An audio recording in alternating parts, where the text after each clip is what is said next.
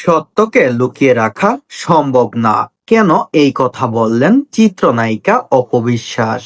ঢাকাইয়া চিত্রনায়িকা অপবিশ্বাস শোবিজের বাইরে মানবিক কিছু কর্মকাণ্ডেও সদর থাকতে দেখা যায় তাকে। সম্প্রতি বন্যা দুর্গতদের পাশে দাঁড়িয়েছেন তিনি, নিজের সাধ্যমতো পাঠিয়েছেন ত্রাণ। এদিকে বিভিন্ন বিষয় নিয়ে সামাজিক মাধ্যমে সরব থাকেন অপবিশ্বাস।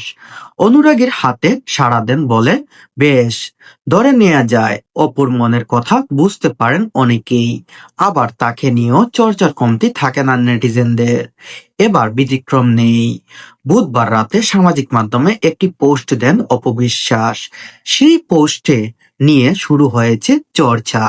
তবে পোস্টের মন্তব্যের গড়ে দেখা গেল অপবিশ্বাসের অনুরাগীদের প্রায় সব নায়িকার ওই মন্তব্যের সঙ্গে একমত পোষণ করছেন। তবে কি লেখা ছিল ওই পোস্টে?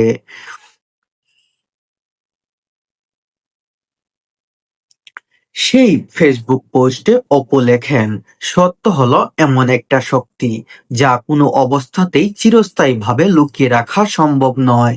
মিথ্যা যতই শক্তিশালী হোক, সত্য জিত সত্য সবসময় জিততেই থাকে।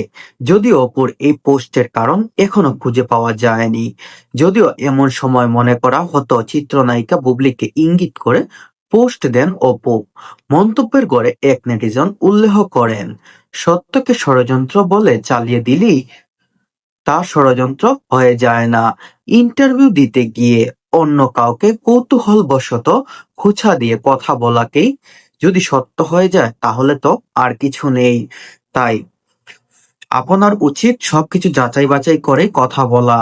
আর এতেই